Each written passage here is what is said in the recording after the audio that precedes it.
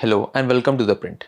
I am Aamaan, and in our Great Speeches series today, we look at an address delivered by President Dr. Zakir Husain while inaugurating the International Inter-Religious Symposium on Peace in New Delhi on 10 January 1968. As the world grapples with multiple conflicts such as the Russia-Ukraine war and the US-Israel war on Iran, it's worth revisiting Dr. Husain's counsel on how religion can play a significant role in establishing world peace. He began his speech by emphasizing that religion cannot be ignored when seeking solutions to world problems. He said, "Let us be clear in our minds that, in spite of all advances in science and technology, religions still exercise a powerful influence on the minds of millions of human beings. The majority of the people of the world belong to one religion or another. Great issues continue to be settled, consciously or unconsciously, against the background of religious convictions. It will be unwise for anyone to ignore religion's influences in finding solutions for world problems, big or small." End quote.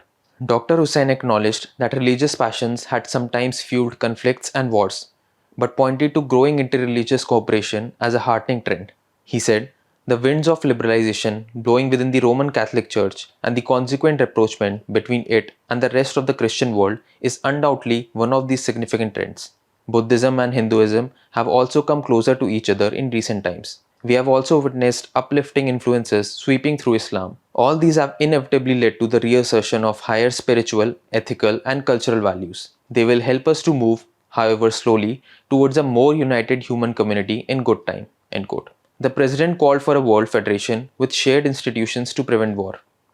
He said, "The supreme challenge of the century in which we live, arising both from advances in science and religions, is to move towards the one world community. We must not hesitate to think in terms of a world federation of world law, a world court, and a world police force, preserving the autonomy of nations and at the same time preventing wars and violent conflicts among them. This will, of course, mean disarmament, which may be slow and progressive, but nevertheless nations must disarm. These religions of the world, which all teach and emphasize the supremacy of God and the law of goodwill and peace among men, will have to play a fuller and more conscious part than till now in taking man to such a future." End quote. Dr. Hussain said this required religions to shed dogma and practices that obstructed cooperation, a process he called self-purification. He said, "Religions will have to look beyond such dogmas, rituals, and practices which obstruct the flow of life from different religious circles towards a new sense of harmony and collaboration. This will mean nothing less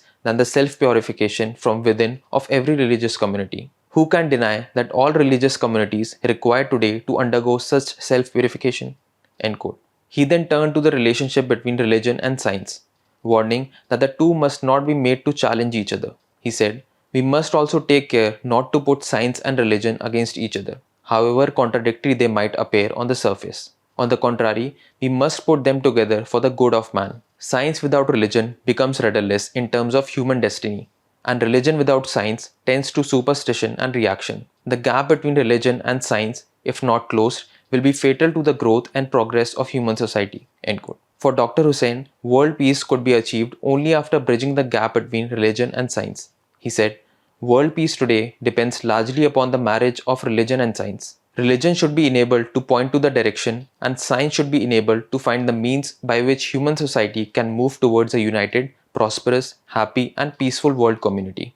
End quote. Dr. Hussain then argued that peace and justice were inseparable, and that religious leaders had a responsibility to stand for both. He said, "We have now long realized that peace and justice are indivisible. Peace without justice will be short-lived, and justice without peace will be a contradiction. Religious leadership must reckon with this interdependence of peace and justice. If religious leaders will stand for peace and justice unequivocally, then we take a big step towards world peace. We want peace between individuals and groups within nations, and peace among the nations. These are all vitally interdependent." End quote. Concluding his speech, Dr. Hussain called on every delegate to carry the message of the symposium back to their communities. He said, "Let each one of us return from this International Inter-Religious Symposium to each one's religious constituency with a determination that the message of this symposium will be the watchword of all of our work hereafter. Then something significant can happen to strengthen the forces of peace in the world. The world is on the brink of great peril, perhaps the suicide of the race in a nuclear war.